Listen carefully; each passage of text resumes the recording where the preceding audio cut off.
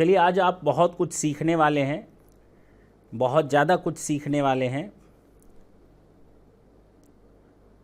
ये 19 दो बार आ गया, इसको ठीक कर लेंगे, टू टाइम्स आ गया, ठीक है। फिलहाल हम लोगों ने अब तक जो देखा है उसको हम 2 मिनट के लिए भूल जाते हैं, ठीक है ना। जो कुछ भी हम लोगों ने लिस्ट में देखा सेक्शन 47 की, we are just trying to forget it. हम बिल्कुल उसको भूल करके आगे बढ़ते हैं, बिल्कुल नए चीज़ की शुरुआत करते हैं। कुछ एक चीज़ें आएंगी जो आप फर्स्ट टाइम शायद उनके साथ इंटरेक्ट करेंगे। एंड यस, मैंने कहा था ये जो सेक्शन 47 होता है अपने में एक पहाड़ होता है। जितनी ज़्यादा चीज़ें इसमें समझ लेंगे वो आपको आगे चल करके फ़ायदा करेंगी। चलिए हम भूल जाते हैं, मैंने जितनी भी चीज़ें बताई 18-20 पॉइंट बताए थे, हम उसके आगे बढ़ने की कोशिश करते हैं और देखते हैं क्या है। और आज हम लोग फिर से एक इम्पॉर्टेंट पॉइंट पिक करेंगे। हम यहाँ से पिक करते हैं सोवन गोल्ड डिपॉजिट बॉन्ड से। मैं आपको बता रहा था लास्ट सेशन में section 47, yes, when will leave this class at the time of living, at the time of completion of this session I will try to revise all the points again. तो आपको उसके लिए आपको कोई tension लेने की ज़रूरत नहीं है कि सर इतने सारे पॉइंट्स कैसे कवर करेंगे, बिल्कुल आसानी के साथ हो जाएगा।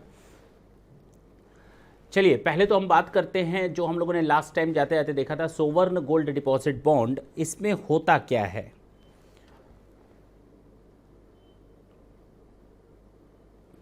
इसमें होता ये है कि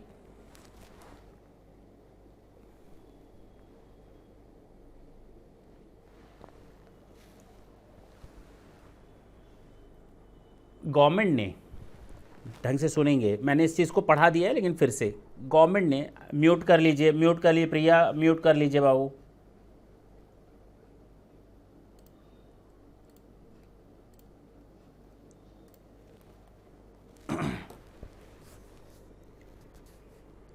ये जो सोवर्ण गोल्ड डिपॉजिट बॉन्ड होता है ये गवर्नमेंट इशू करती है। गवर्नमेंट कहती है भाई आप सोना रखोगे, सोना कितना सोना है, सोने जैसा तेरा मन, सुन जरा सुन क्या कहती है दीवाने दिल की धड़कन। सॉन्ग सुना है, ये नहीं सुना है? हाँ हाँ हाँ, गोविंदा का था शायद, जहाँ तक मुझे याद आ रहा है, करिश्मा कपूर और गोविंदा की मूवी थी। यस यस, हाँ म्यूट कर लेंगे, हाँ सर बोलने के बाद म्यूट दब जाना चाहिए। तो ये जो सोना है वो कितना सोना है, गवर्नमेंट कहती है भाई बच्चों से पूछो सोना कितना सोना है, सर 10 बजे तक सोएंगे, कोई दिक्कत नहीं है, उनके लिए सोने का मतलब कुछ दूसरा होता है। तो गवर्नमेंट ने कहा कि आप लोग गोल्ड को फिजिकल फॉर्म में रखते हैं, क्या फ़ायदा फिजिकल फॉर्म में, कल कोई डकैत आएगा, चोर आएगा, चुरा के ले जाएगा। अच्छा, लेकिन अगर आप सर्टिफिकेट रखेंगे तो इससे आपकी सेफ्टी भी है। जितने सर्टिफिकेट रखने हो, जितना गोल्ड रखना हो रखो, not in the physical form but yes in the form of certificate. आप मेरे पास आओ, आप अपना पेमेंट करो हमको, आप अगर हमको पेमेंट कर दोगे उतने का हम आपको गोल्ड का सर्टिफिकेट देंगे, उतने गोल्ड का हम आपको सर्टिफिकेट देंगे। It means you are the owner of that particular weight of gold, आप उस गोल्ड के ओनर हो, उसका टाइटल आपके पास है। आप चाहें तो उस गोल्ड को सेल भी कर सकते हैं, not in the physical form but yes in the form of certificate. अगर आप इस सर्टिफिकेट को किसी आउटर को सेल करेंगे, yes that should be charge to tax under the head capital gain, उस पर कैपिटल गेन लग जाएगा। लेकिन ये गोल्ड डिपॉजिट बॉन्ड या गोल्ड बॉन्ड्स हमने आपको दिया है, जो सोवर्ण गोल्ड डिपॉजिट बॉन्ड हमने आपको दिया है, इसका पैसा आपने हमें दिया, मैं गवर्नमेंट हूं, आपने हमें पैसा दिया, मैंने आपको सर्टिफिकेट दिया, आप इस सर्टिफिकेट को मैच्योरिटी डेट पर मेरे पास ले आएंगे और मैं आपको आपका पैसा मार्केट वैल्यू के हिसाब से, जो गोल्ड का मार्केट वैल्यू होगा ना, हमसे ले जाना। और जहां तक रही बात कैपिटल गेन की, नहीं लगेगा। यानी सोचो ना, गवर्नमेंट ने कहा नहीं लगेगा, और ये बेनिफिट किसको दिया? कंपनियों को नहीं दिया है, इंडिविजुअल को। अगर ये बेनिफिट कॉर्पोरेट्स को दे दिया जाता तो कॉर्पोरेट वाले अपना जितना भी एक्सेस मनी रहता वो इसमें लगा देते। फिलहाल गवर्नमेंट ने कहा कि इंडिविजुअल को हम ये बेनिफिट देने जा रहे हैं। अच्छा, कैपिटल गेन एग्जेम्प्ट है या नहीं इस केस में? बिल्कुल कैपिटल गेन एग्जेम्प्ट है अगर गवर्नमेंट से आपने लिया सर्टिफिकेट और गवर्नमेंट से ही आपने पैसा वापस लिया तो। लेकिन अगर आपने सर्टिफिकेट को मीनवाइल किसी XYZ को सेल कर दिया तो कैपिटल गेन माफ नहीं होगा। लेकिन हाँ, वो बंदा जिसके हाथ में वो सर्टिफिकेट है, जब भी वो गवर्नमेंट के पास मैच्योरिटी डेट पर जाएगा अपना पैसा लेने या गोल्ड लेने, तो उस समय उसको वो कैपिटल गेन माफ हो जाएगा। Is it clear?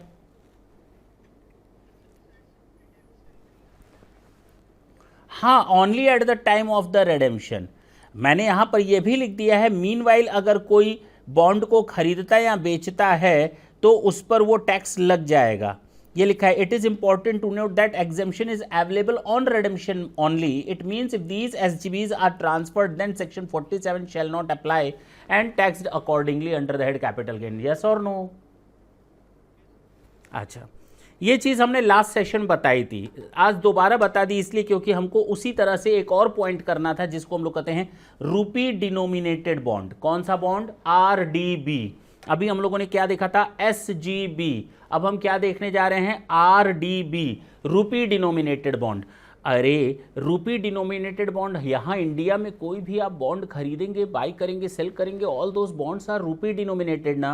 यहाँ डॉलर चलता है क्या? यूरो चलता है क्या? या यहाँ पर आपका येन चलता है? नहीं सर, यहाँ ये सब नहीं चलता। तो रूपी डिनोमिनेटेड बॉन्ड लिखने का पर्पज़ ये हुआ कि ये जो बॉन्ड हैं ये आउटसाइड इंडिया इशू किए जाते हैं। कहाँ इशू किए जाते हैं? हाँ, और कोई भी कंपनी, कोई भी इंडियन कंपनी अगर कोई ऐसा बॉन्ड आउटसाइड इंडिया इशू करती है, then the main motto, main intention of the company to have the amount outside India, and yes, the company is going to give them a certificate which is rupee denominated form। RDB में है, RDB का मतलब रूपी denominated, यानी सामने वाला भले America में बैठा हो उसको मुझसे इंटरेस्ट चाहिए क्योंकि अब वो मेरे बॉन्ड होल्डर हैं। अब वो मेरे बॉन्ड होल्डर हैं, 1 साल बाद मुझे उनको इंटरेस्ट का पेमेंट करना है। बताओ अगर ये नॉर्मल बॉन्ड होता, मैंने क्या कहा? नॉर्मल बॉन्ड होता, ये RDB को मारो गोली, अगर ये नॉर्मल बॉन्ड होता तो मुझे उसको कैसे पेमेंट करना पड़ता? सर वो तो FCCB हो जाता है, फॉरेन करेंसी कन्वर्टेबल बॉन्ड होता है। याद आया होगा 115 AC लास्ट सेशन में बताया था। अच्छा, तो वहाँ पर हमको डॉलर वगैरह में इंटरेस्ट वगैरह का पेमेंट करना पड़ता है। जो हम FCCB इशू करते हैं आउटसाइड इंडिया किसी नॉन रेजिडेंट को, उसमें सारी चीज़ें उसी फॉरेन करेंसी में रिटर्न होती हैं। लेकिन जब हम रूपी डिनोमिनेटेड बॉन्ड किसी को देते हैं, अमेरिकन बंदे को हम ये बॉन्ड देंगे तो उसके बॉन्ड में सब रुपीज़ में लिखा होगा। किस में लिखा होगा? नाम ही है, नाम ही इसका रूपी डिनोमिनेटेड बॉन्ड है। तो मुझे आपको कुछ ये बताने की भी जरूरत नहीं पड़नी चाहिए कि जो कुछ भी लिखा है वो बॉन्ड पर सब रुपीज के टर्म्स में लिखा है। इट मींस सामने वाले को मुझे जो इंटरेस्ट वगैरह देने हैं वो किस में देने हैं? क्या क्या क्या क्या क्या क्या क्या क्या क्या अमेरिका में रुपी चल जाएगा कि खोटा सिक्का होगा? यस, तो कहा yes, all the things which are mentioned in that particular bond are in terms of rupees. But yes, while we are making the payment thereof, जब हम पेमेंट करेंगे तो हमें उनको कन्वर्ट करवाना पड़ेगा किसमें? उस कॉरेस्पॉन्डिंग फॉरेन करेंसी में। कहता है a rupee denominated bond is a bond issued by an entity in foreign market. ये जो मैंने नोट्स वगैरह दे रखे हैं ना, चाहे SGB का हो, ये सब आपकी बुक में नहीं दिए होंगे, ये एक्स्ट्रा गूगल करके लगाए हुए हैं ताकि आपको समझाया जा सके बेसिकली ये चीज़ें हैं क्या। Rupee denominated bond is a bond issued by an Indian entity in foreign markets and the interest payment and principal reimbursement are denominated in rupees. Is it clear?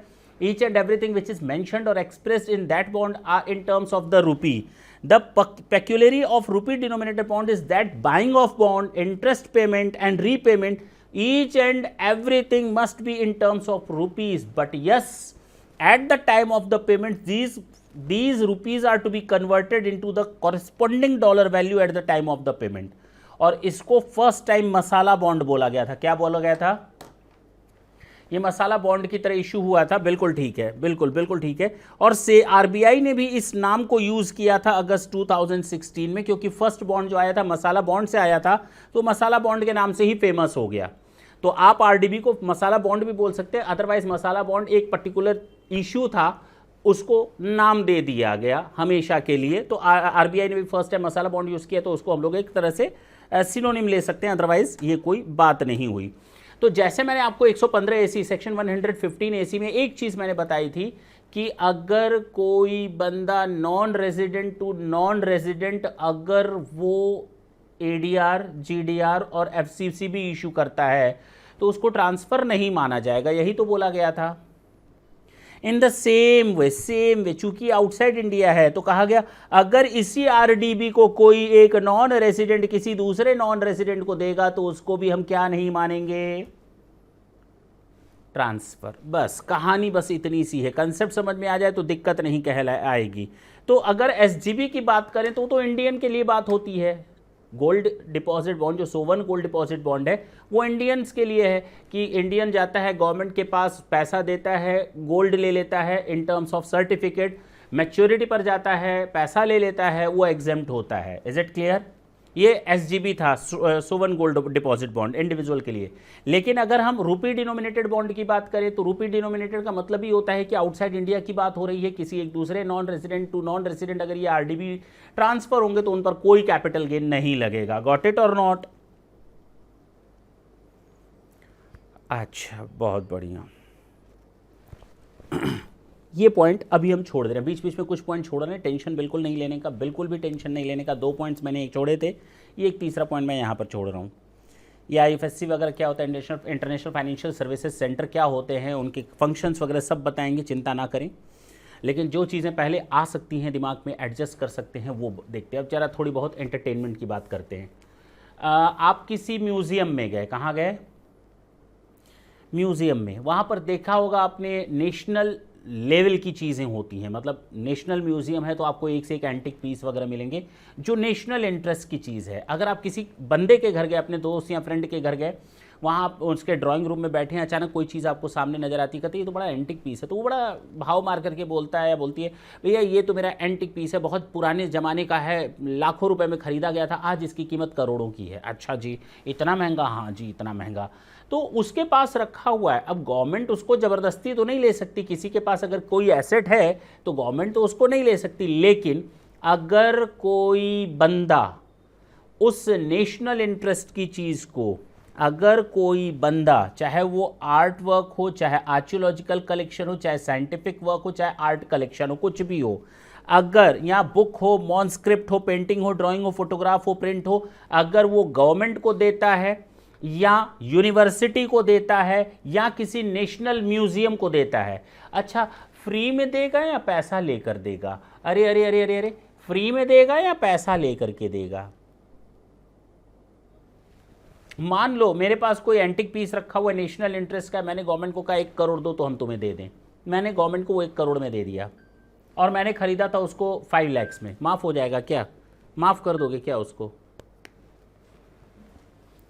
माफ़ कर देंगे क्या उसको? कैपिटल गेन टैक्स नहीं लगेगा क्या?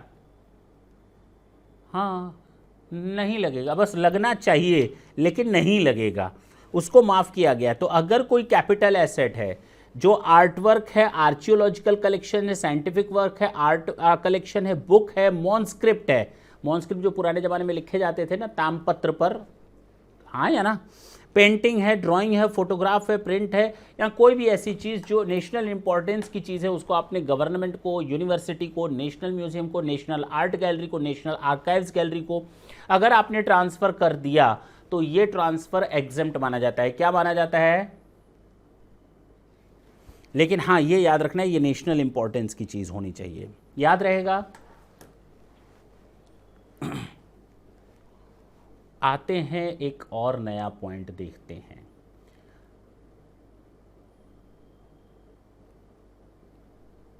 अरे अरे अरे, पर्सनल इफेक्ट में तो मैंने खुद उसको हटा दिया था, पर्सनल इफेक्ट में शामिल नहीं होता है क्या? Jewellery, art work, painting, drawing, manuscript, archaeological collection, sculptures, any work of art, scientific work, बताया था ना, उनको हटाया गया है।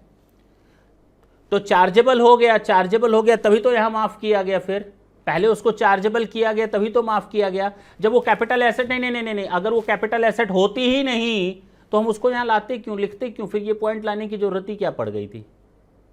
अगर वो कैपिटल एसेट ही नहीं थी तो फिर ये पॉइंट लाते ही क्यों? कैपिटल एसेट में पहले लाया गया, पहले उसको कैपिटल एसेट की कैटेगरी में लाया गया, फिर उसको माफ किया गया, ठीक है ना। अच्छा, अब आते हैं ये सिक इंडस्ट्रियल कंपनी क्या है। सिक इंडस्ट्रियल कंपनी का मतलब बाबू नेशनल इंपॉर्टेंस, मान लीजिए आपने कुछ जमीन खोदी, कुछ इंपॉर्टेंट चीज निकल करके आई जो अब दुनिया देखे, म्यूजियम की चीज है। मान लीजिए आपको कोई तलवार वगैरह मिल गई, वो 500 साल पुरानी थी, अब म्यूजियम में रखा जाना है, अब आपके पास पड़ी है, दुनिया देखे तो फायदा है या आप देखें तो फायदा है? तो बात खत्म, अपने आप समझ में आ गया नेशनल इंपॉर्टेंस की चीज क्या है, ठीक है ना। अच्छा, transfer of land of a sick industrial company. अब एक सिक इंडस्ट्रियल कंपनी है, सिक का मतलब होता है बीमार, सिक का मतलब होता है बीमार। तो सिक इंडस्ट्रियल कंपनी कोई ऐसी कंपनी जो बीमार चल रही हो। सर ये कोई बीमारी भी होती है क्या कंपनियों में? हाँ जी, बीमारी होती है। जरा देखें कैसे। ये मान लीजिए कंपनी की बैलेंस शीट है, इस कंपनी के पास इक्विटी शेयर कैपिटल है 5 लाख का, और जानते हैं? नहीं सर नहीं जानते। यहां पर लिखा हुआ है पीएल अकाउंट, लॉस है। क्या है? लॉस है 3 लाख का। ये कंपनी बीमार है या नहीं है? अरे ये कंपनी बीमार है या नहीं है? ये बीमार है या नहीं है? नहीं, बीमार नहीं है ना। अब बीमार है या नहीं है? अच्छा, अब बीमार है या नहीं है? जैसे ही ये 1 रुपया बढ़ गया, ये कंपनी बीमार हो गई। यानी जब कंपनी की पूरी शेयर कैपिटल को इरेज कर दे, उसके लॉसेस खा लें, उसके लॉसेस उसकी शेयर कैपिटल को खा लें। आखिर ये शेयर कैपिटल का ही तो पैसा है, शेयर होल्डर का ही तो पैसा है। 5 लाख लॉस जो है उन्हीं को ही तो मीट आउट करना है। तो उनका पूरी शेयर कैपिटल इरेज हो चुकी है एक तरह से इसके कारण। तो कहा गया ये कंपनी अब बीमार हो गई। ये कंपनी तब तक बीमार रहेगी जब तक ये इसके ऊपर रहेगा। जिस दिन 2 साल बाद, 3 साल बाद, 4 साल बाद, 5 साल बाद हो सकता है ये 4,99,000 हो जाए। जिस दिन ये बिलो 5 लाख होगा, इसका मतलब कंपनी अब बीमार नहीं रही। क्या नहीं रही? नहीं रही। तो जिस दिन, जिस ईयर में, in the previous year in which the company becomes sick, means the 100% of the share capital has been erased by the losses, तो उस केस में ये कंपनी उस साल बीमार हो जाएगी। उस साल मान लिया जाएगा पूरा साल बीमारी में चला गया, और जिस साल ये कंपनी ठीक होगी मान लिया जाएगा ये वो साल है जिस साल कंपनी बीमारी से बाहर आ गई। Is it clear? तो कहा गया इन ईयर्स में, मान लेते हैं 4 साल लग गए, 4 साल लग गए। इन 4 सालों के अंदर इस अपने बीमारी के दौरान, during the tenure of its sickness, if any industrial company transfers its land, क्या ट्रांसफर कर रही है? इस बीमारी में अगर कोई कंपनी अपनी जमीन को ट्रांसफर कर रही है तो बट ऑब्वियस है company wants to come out from these losses. Company just want to recover out from these, means company wants to recover that sickness. तो उस सिकनेस से बाहर आने के लिए what the company do? Company sells its land, only land, nothing else. अगर कोई company अपनी जमीन सेल करती है तो उस जमीन के ट्रांसफर को ट्रांसफर नहीं माना जाएगा। कहा गया transfer of land of a sick industrial company under a scheme. आज की डेट में ये एक्ट नहीं है, बेसिकली सिक इंडस्ट्रियल कंपनी एक्ट 1985, इसको शॉर्ट में कहा जाता था सिक्का 85। सिक्का 85 मतलब सिक इंडस्ट्रियल कंपनीज एक्ट 1985। तो उसमें एक सेक्शन होता था, सेक्शन 18, जो बताता था सिक इंडस्ट्रियल कंपनी कौन होती है, कब सिकनेस स्टार्ट होती है, कब खत्म होती है। चलिए अब तो ये एक्ट ही नहीं रहा, लेकिन आज भी उस एक्ट का सेक्शन 18 उतना ही रोल प्ले कर रहा है। आज भी उस एक्ट का सेक्शन 18 इस पर्टिकुलर चीज को डिफाइन करने के लिए उतना ही रोल प्ले कर रहा है। कहता है where such sick industrial companies being managed by its worker cooperative. फिलहाल भाड़ में जाए, हमें इस लाइन से अभी कोई लेना देना नहीं। हमें इससे मतलब है कि ऐसी जमीन जो ट्रांसफर हुई है, सच transfer is eligible for exemption only if the transfer is made during the period of its sickness. किस साल? During the period of sickness. अब सिकनेस की पीरियड क्या है? उस साल स्टार्ट होगी जिस साल ऐसी कंपनी बीमार हुई। बीमार कब हुई? जब उसके टोटल लॉसेस शेयर कैपिटल की वैल्यू से एक्सीड कर गए। And ending with the previous year, और वो बीमारी उस साल खत्म होगी in which the entire net worth of the such company become equal to और एक्सीड्स द एक्यूमुलेटेड लॉसेस। जब कंपनी की नेटवर्थ 1 रुपए बढ़ गई। बात समझ में आई? बस इतना याद रखना है कि कोई सिक इंडस्ट्रियल कंपनी है, उसकी जमीन को ट्रांसफर किया गया है during the period of sickness, तो उस during the period of sickness अगर कोई लैंड ट्रांसफर होती है तो वो हमारा एग्जेम्प्ट होता है। याद रहेगा। हमने अभी आपको बताया एक एसजीबी के बारे में बताया, सोवन गोल्ड डिपॉजिट बॉन्ड, और एसजीबी के बाद मैंने आपको आरडीबी बताया, रूपी डिनोमिनेटेड बॉन्ड, और उसके बाद मैंने सीधे बताया आपको जो नेशनल इंपॉर्टेंस की चीज़ें हैं उनको अगर आप ट्रांसफ़र करते हैं तो। उसके बाद मैंने लास्ट में अभी बताया सिक इंडस्ट्रियल कंपनी। अब जो हम आपको बताने जा रहे हैं lending of any security, again it will take some time, क्योंकि देखें बुक में आपके तो केवल ये 3 लाइनें दे करके किनारे कर दिया गया, लेकिन हम आपको ये एक्स्ट्रा बता रहे हैं मीनिंग क्या है, बेनिफिट्स क्या हैं और क्या होता है, इसके एग्जांपल्स क्या हैं। बिना इसको जाने अगर आप केवल ये 3 लाइन पढ़ेंगे always you will be in doubt. पक्की बात है ना? तो थोड़ा टाइम देंगे समझने के लिए, ताकि नेक्स्ट टाइम जब आप केवल पढ़ेंगे lending of any security you will come to know that yes the transaction is very much accept because there is a background of this one thing. तो जरा देखते हैं ये लेंडिंग ऑफ सिक्योरिटीज क्या होती है।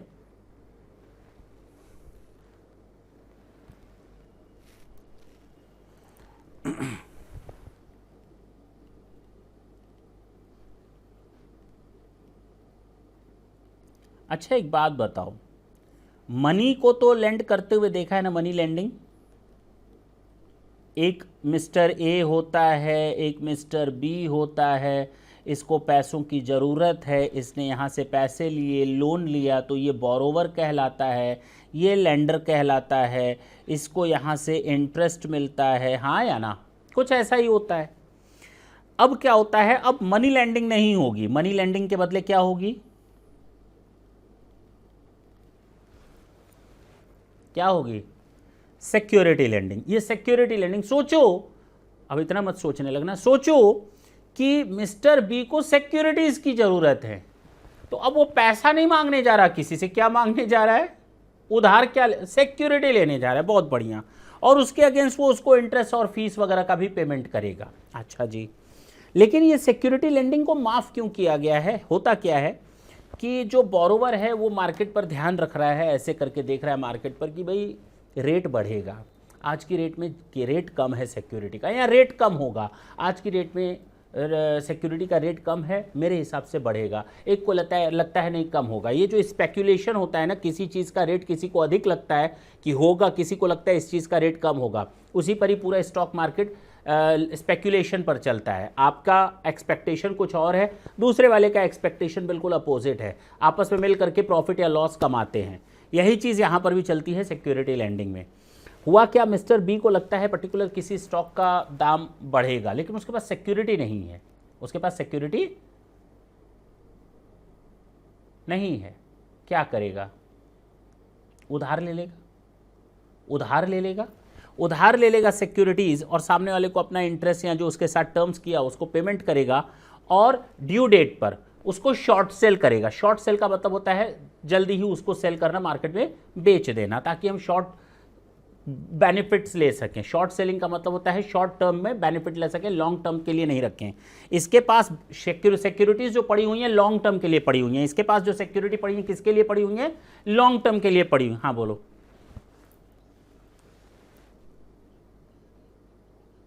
आ रहे हैं, अभी अभी कहानी स्टार्ट हुई है, बिल्कुल 10 मिनट इत्मीनान से दें।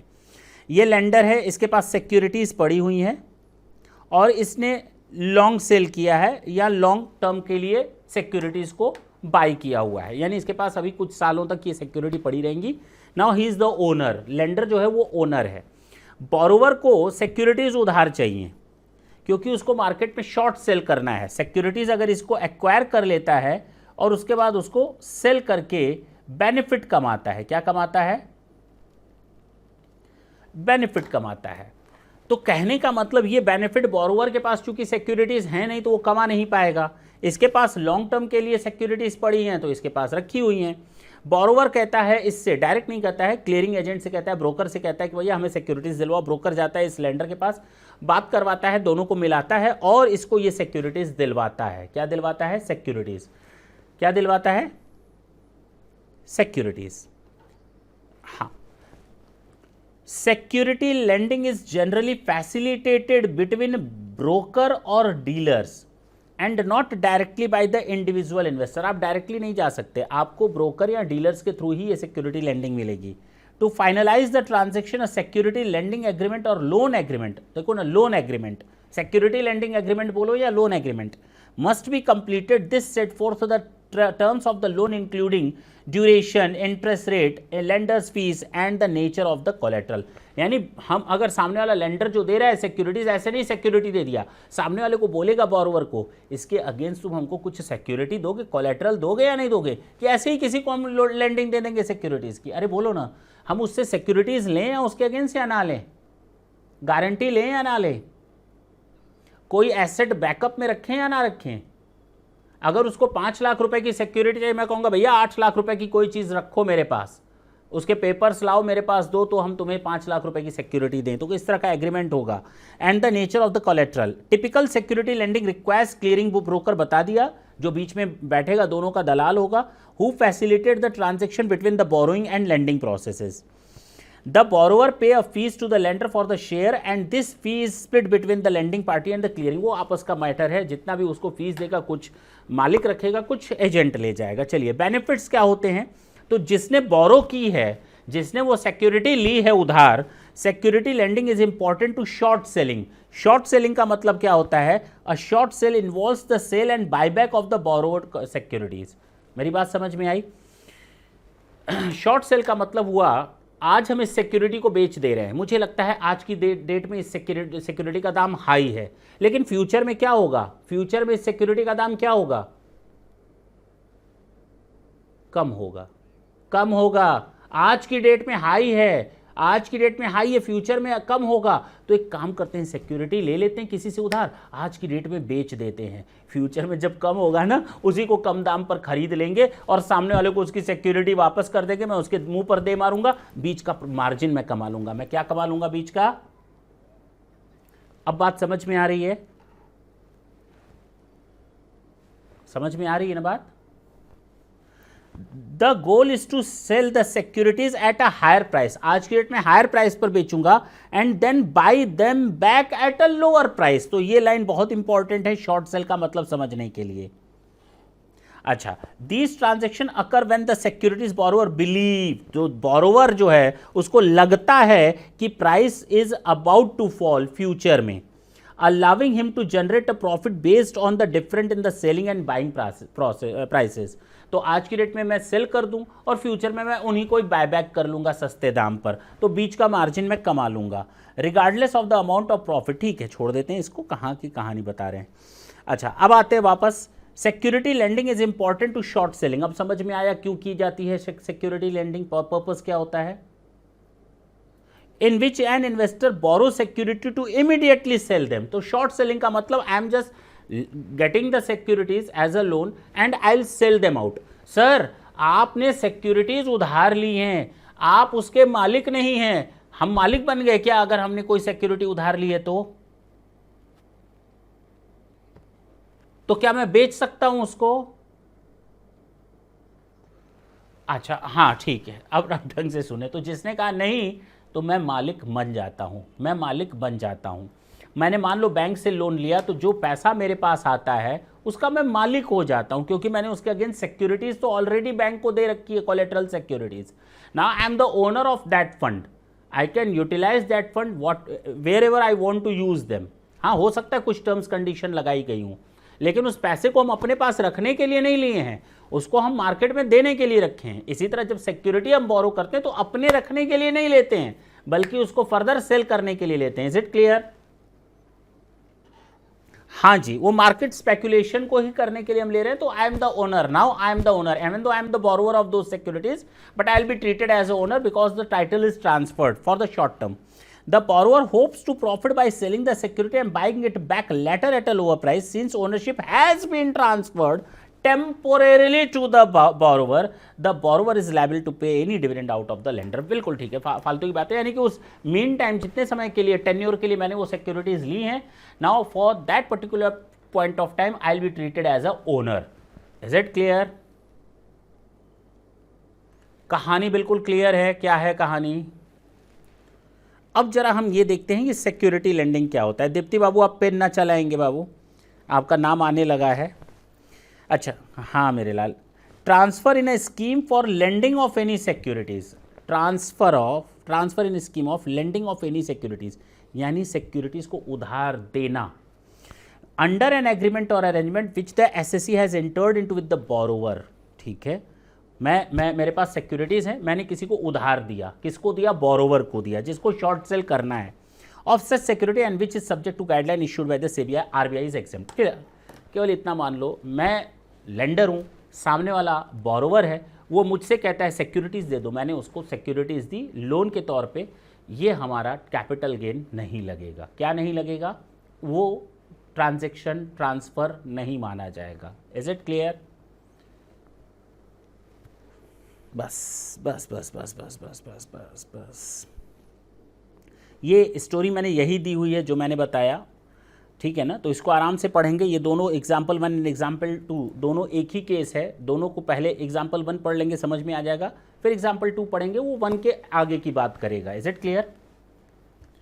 मुझे बताने से कोई फ़ायदा नहीं, मैंने स्टोरी बता दी आपको, जो बताना था मैंने स्टोरी बता दी। तो ये 2 एग्जाम्पल आप खुद पढ़ लेंगे ना।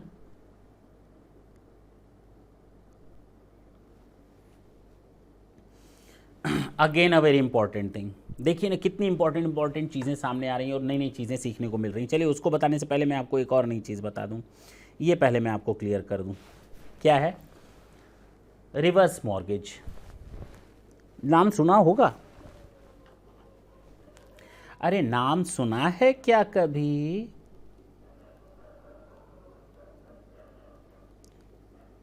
मॉर्गेज तो नाम सुना था, ये रिवर्स मॉर्गेज क्या होता है जरा ढंग से सुने। आजकल आप लोगों ने देखा होगा, जैसे जो बुज़ुर्ग होते हैं, जो बहुत ज़्यादा एजेड होते हैं, उनके बच्चे उनके साथ गलत बिहेव करते हैं, सुना होगा, देखा होगा, पड़ोस में होता होगा कहीं ना कहीं। ठीक है ना?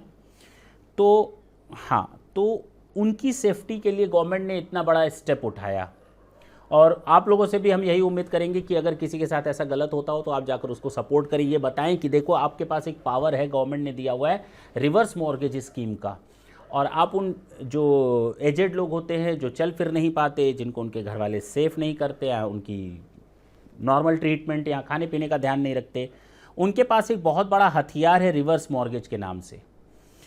ज़रा देखें क्या है, इससे आप थोड़ा सोशल सर्विस कर सकते हैं, लोगों को बचा सकते हैं, मैंने तो किया है। अच्छा क्या है इसमें कि मान लो कोई बंदा है 70 ईयर्स एज क्रॉस कर चुका, उसको पर मंथ अब 5000 चाहिए, 8000 या 10000 चाहिए, लेकिन उसका अरेंज नहीं कर पा रहा पैसा अपने नॉर्मल डेली रूटीन की लाइफ के जो मिसलेनियस एक्सपेंसेस होते हैं उनके लिए, या फिर अपने ट्रीटमेंट के लिए, जो कुछ भी हो। तो कहा गया कि ये चले जाएं बैंक में, और ये जो प्रॉपर्टी है इनके पास पड़ी हुई है, ये प्रॉपर्टी बैंक वाले को दे दें। क्या कर दें? मॉर्गेज रख दें। भाई आपको क्या चाहिए? आपको अब अपनी लाइफ जितनी बची है उसको ढंग से जिए, क्या दिक्कत है? आप ऐसे टेंशन में क्यों रह रहे हैं? किसी के भरोसे आप बैठे हैं, क्यों बैठे हैं? अगर वो आपको नहीं दे रहा, टेंशन दे रहा है, घर आपके नाम से है, आप जाइए घर पे, बैंक को मॉर्गेज कर दीजिए ये प्रॉपर्टी, और ये वहाँ से आप ले लीजिए, या तो लमसम पैसा ले लीजिए या फिर आप इंस्टॉलमेंट में पैसा ले लीजिए। ठीक है ना? ये आप लेंगे, ये एग्जेम्प्ट है। ये क्या है? In the hands of recipient, ये exempt under section 10 hope so 43 होगा, होप सो, यस 1043 में ये एग्जेम्प्ट है रेसिपिएंट के हाथ में। तो जिसने बैंक में मॉर्गेज किया उसके हाथ में ये पैसा माफ़ है। सोचो कितनी बड़ी फ़ायदे की बात हो गई। बैंक वाला मान लेते हैं इस बंदे की बात में डेथ हो गई, मान लेते हैं जिसको रिसीट हुआ उसकी डेथ हो गई, अब उसके घर वाले कहेंगे हमको पैसा, हमको ये प्रॉपर्टी मिल गई। अरे प्रॉपर्टी नहीं मिली, ये प्रॉपर्टी कहाँ पड़ी हुई है? बैंक के पास प्रॉपर्टी चाहिए, जाओ उसका पूरा पैसा दो और अपनी प्रॉपर्टी निकाल लो। बात समझ में आई?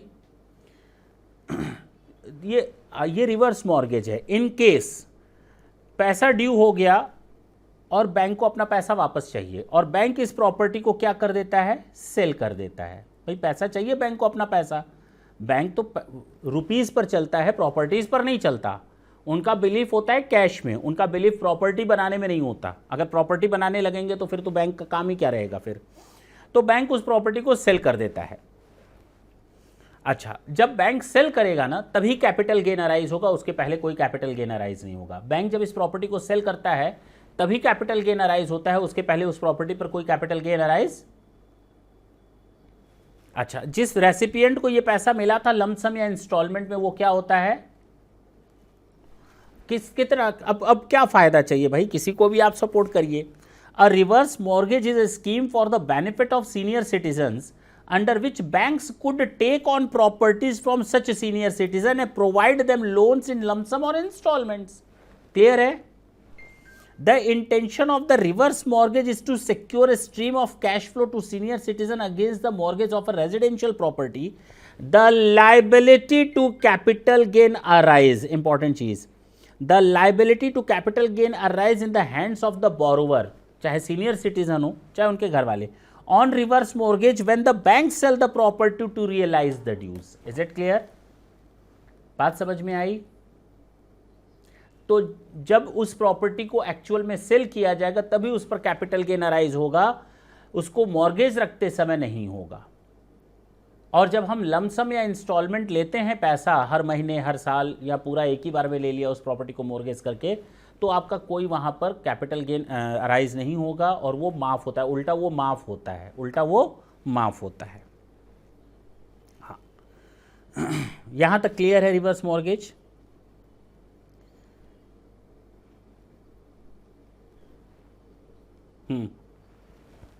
देखिए, अगर घर वाले अपना लोन ड्यू जो था वो दे दें तो कोई सेल तो हुई नहीं प्रॉपर्टी, जिसके घर के प्रॉपर्टी थी उसी के घर में आई प्रॉपर्टी।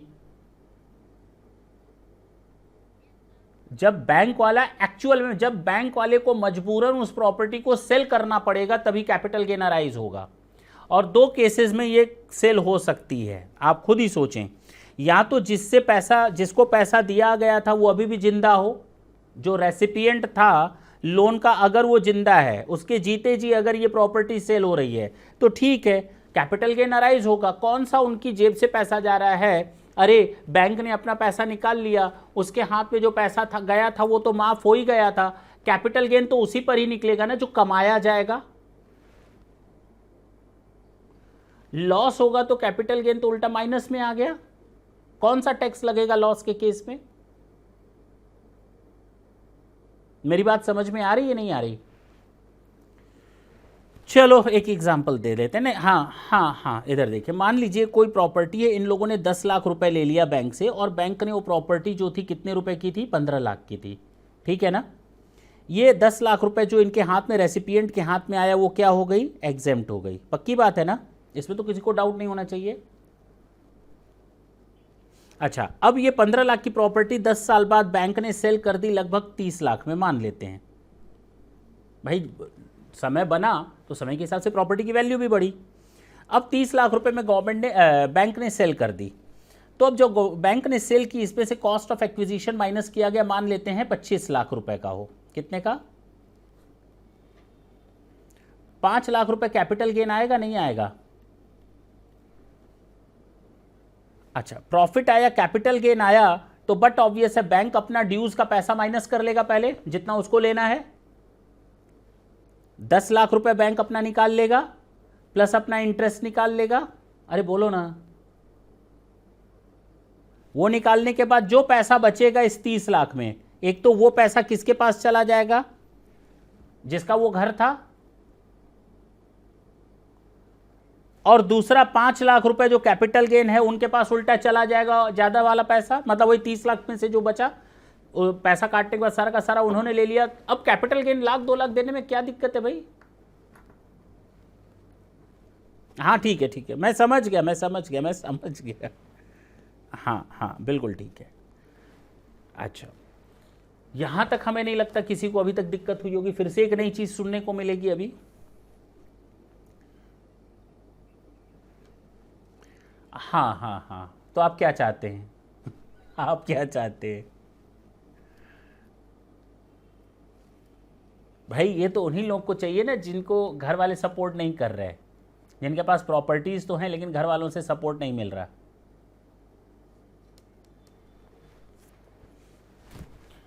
हाँ बिल्कुल सीधी सी बात है। कौन बोला ये, कौन, किसकी आवाज़ थी इतनी मधुर? अच्छा मेरी। चलिए आज हम इसका लिंक शेयर कर देंगे, ठीक है, चिंता ना करें, जो छूट जाएगा बीच में हम लिंक शेयर कर देंगे। अदरवाइज़ क्लास के लास्ट में हमसे 5 मिनट ले लीजिएगा, लिख लीजिए कहीं पर कि ये रिवर्स मॉर्गेज हमको दोबारा पूछना है, ठीक है। हाँ आइए फिर से एक नई चीज़ सुनने की कोशिश करते हैं। आज पूरी हर चीज़ नई नई सुनने को मिलेगी आपको। ये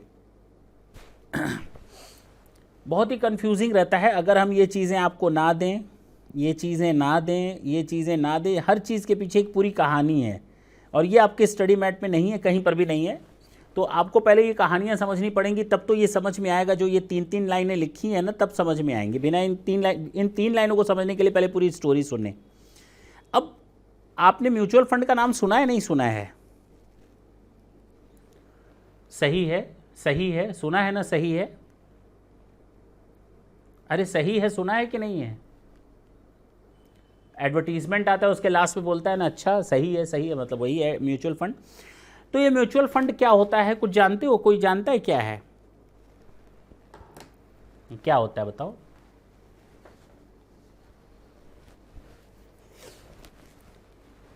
अब मैं आपको 5 मिनट स्टोरी बता दूं, शायद आपका दिमाग थोड़ा खुल जाए। और होता क्या है कि आज से अगर 15 साल 20 साल, 15 साल भी नहीं, 20 साल पहले किसी से कहा जाए कि आपका काम क्या है, अरे मैं स्टॉक एक्सचेंज में इन्वेस्टर हूँ, तो उसका मतलब होता था वो करोड़पति है, उसके पास लैक्स ऑफ रुपीज़ हैं जो उसने फंड लगा रखा है स्टॉक एक्सचेंज में, ये माना जाता था। और था भी, नॉर्मल बंदे की बात नहीं होती थी कि वो स्टॉक एक्सचेंज में डील कर सके। जिसके पास स्पेयर काफ़ी ज़्यादा फंड होता था, एक शेयर खरीदना है, मार्केट में आईपीओ निकला किसी शेयर का, कितना लगाना है? 5 लाख रुपए लग जाएंगे, 4 लाख रुपए लग जाएंगे, 3 लाख। तो नॉर्मल बंदे की बात नहीं थी, महीने में 20,000, 15,000, 40,000 कमाने वाले का ये कैपेसिटी नहीं था कि वो 3, 4, 5 लाख रुपए आईपीओ पर लगा सके नॉर्मली, ये सिचुएशन थी। लेकिन कंपनियों ने एक चीज़ देखी कि मार्केट में हम जो बिजनेस कर रहे हैं ना, केवल 5 to 10% पर्सन्स के साथ कर रहे हैं। 90% पर्सन जो पब्लिक है उसके पास तो हम जा ही नहीं रहे। और ये 90% कोई 10,000 कमा रहा है, कोई 15,000 कमा रहा है, कोई 20,000 कमा रहा है, कोई 50,000 कमा रहा है। Means they are the middle और लोअर मिडिल फैमिली या लोअर क्लास फैमिली। उनके पास तो हम जा ही नहीं रहे, उनसे तो पैसा ले ही नहीं रहे। वो चाहते हैं इन्वेस्ट करना, लेकिन हम उनके पास जा ही नहीं रहे क्योंकि लाखों रुपए की जरूरत पड़ती है। तब कंपनियों ने एक चालाकी सोची, कंपनी ने कहा ठीक है, अब इनकी जेब से भी पैसा निकलवाओ। कैसे पैसा निकलवाओ? आप लोगों ने सिप का नाम सुना होगा, सिस्टमेटिकली इन्वेस्टमेंट प्लान। ये वही स्कीम है, यहीं से स्टार्ट हुआ।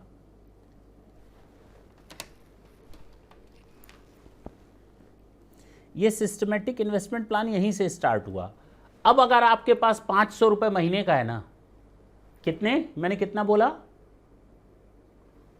आप जा सकते हो मार्केट में, आप आराम से एंटर कर सकते हो, हर महीने 500 रुपए तो आप इन्वेस्ट कर सकते हो। एक बात बताओ, पहले तो 2 लाख रुपए चाहिए होते थे केवल इक्विटी शेयर में जाने के लिए, 3 लाख रुपए चाहिए होते थे इक्विटी, डिपेंड्स, 10 लाख चाहिए इक्विटी शेयर में जाने के लिए। 500 रुपए में क्या आपको इक्विटी शेयर मिल जाएगा? 500 में क्या इक्विटी शेयर मिल जाएगा? है? एक शेयर की कीमत 50,000 है। चलिए जो शेयर हम दिलवा रहे हैं आपको 50,000 रुपए का है, क्या 500 में आप खरीद लेंगे? हाँ बोलो, हाँ हाँ बोलो, हाँ खरीद लेंगे। क्या उस 500 में क्या आप डिबेंचर भी खरीद लेंगे क्या? हाँ, आप ना 200 रुपये केवल शेयर पर लगाएंगे, 100 रुपये गवर्नमेंट सिक्योरिटीज़ में लगाएंगे, और हो सकता है आप 200 रुपये जो बच गए वो आप चाहते हैं डिबेंचर में चला जाए। उड़ी बाबा, यानी सोचो कि आप इस तरह से आज की डेट में इन्वेस्ट कर सकते हैं। That is up to you to invest, that is up to you to prepare your portfolio of ₹500, 500 रुपए का भी पोर्टफोलियो आप आज की डेट में बना सकते हैं। तो बहुत बड़ी चीज है। सर ये कैसे पॉसिबल है? अब जरा देखो कैसे पॉसिबल है, क्योंकि शेयर का दाम तो 50,000 था, आप लगाने जा रहे हैं 200 रुपए। हाँ लगा सकते हैं। हुआ क्या, कंपनियों ने एएमसी बनाई। एएमसी का मतलब एसेट मैनेजमेंट कंपनी।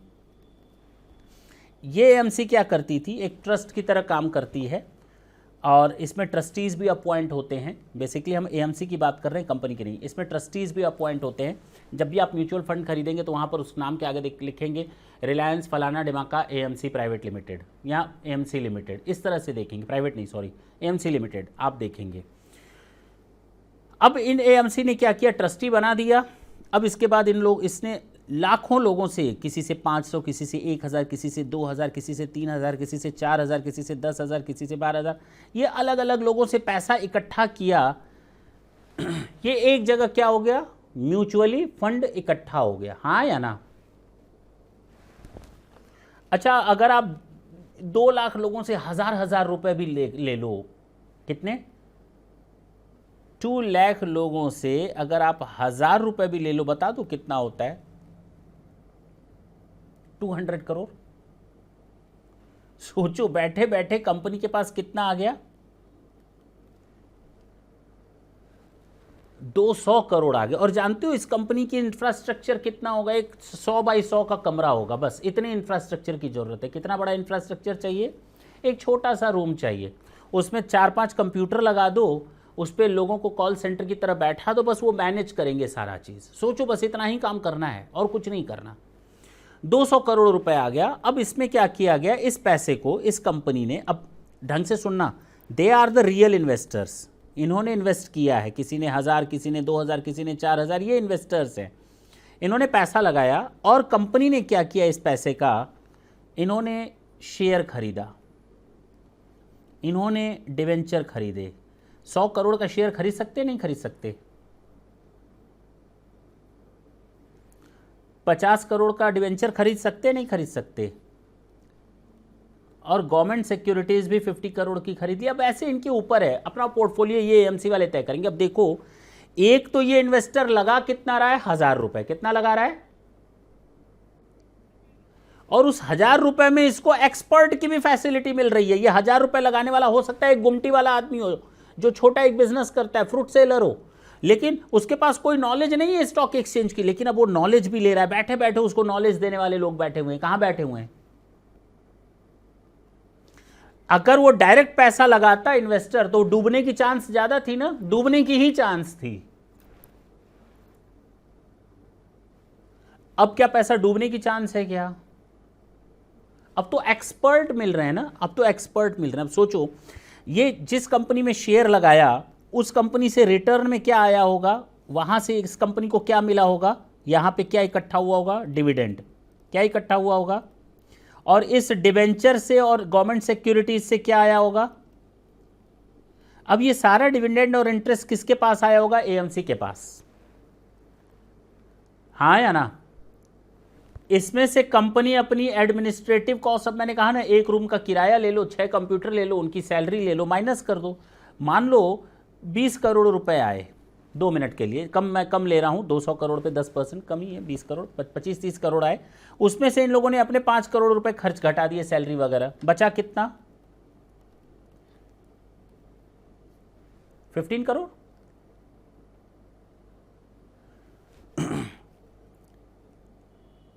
अब ये 15 करोड़ इन लोगों को बांट दिया गया। बांटेंगे या नहीं बांटेंगे? अब इस इन्वेस्टर को क्या मिला, डिविडेंड मिला या इंटरेस्ट मिला? अरे बोलो ना। कमीशन नहीं होता है यहां, कमीशन मिला है। आपने इन्वेस्ट किया था, कोई दलाली नहीं की थी कि कमीशन मिलेगा। हाँ बताओ क्या मिला, डिविडेंड मिला या इंटरेस्ट मिला? अब आई ना प्रॉब्लम, बता नहीं सकते, बोलो ना, नहीं बता सकते, बोलो। इसीलिए इसीलिए इसीलिए इसको कहा गया इनकम फ्रॉम यूनिट्स। इसने जो पैसा लगाया था, शेयर में लगाया था या डिवेंचर में लगाया था, इस इन्वेस्टर ने नहीं बता सकते, मिक्स था। क्या था? मिक्स था। तो इसीलिए इसको जो मिला था, अब तक अगर शेयर में लगाता तो इसको शेयर सर्टिफिकेट मिलता, डिवेंचर में लगाता तो डिवेंचर सर्टिफिकेट मिलता, दोनों में लगाया तो यूनिट्स कहा जाएगा। क्या कहा जाएगा? और अब जो इनकम आएगी वो कहां से आएगी? Income from units. Is it clear? ये इसका फंडा है म्यूचुअल फंड का। मैंने हल्के में बताया है, मतलब नॉर्मल एक कहानी बता दी, आपको समझ में आया होगा काम कैसे करता है। बाकी आप लोग तो पढ़ेंगे स्टॉक एक्सचेंज, जब पढ़ेंगे फाइनेंशियल मैनेजमेंट वगैरह पढ़ेंगे तो इसके लिए बहुत अच्छा स्टोरी पढ़ेंगे कैसे काम करता है, और थोड़ा डिटेल में जानेंगे, फ़ायदे और घाटे देखेंगे। फिलहाल हमको जो बताना था वो समझ में आ गया होगा। यूनिट्स किसे कहते हैं, इनकम फ्रॉम यूनिट्स क्या होती है वो भी समझ में आया होगा। अब होता क्या है, प्रॉब्लम यहाँ तक नहीं आई। प्रॉब्लम जानते हो कहाँ से शुरू हुई?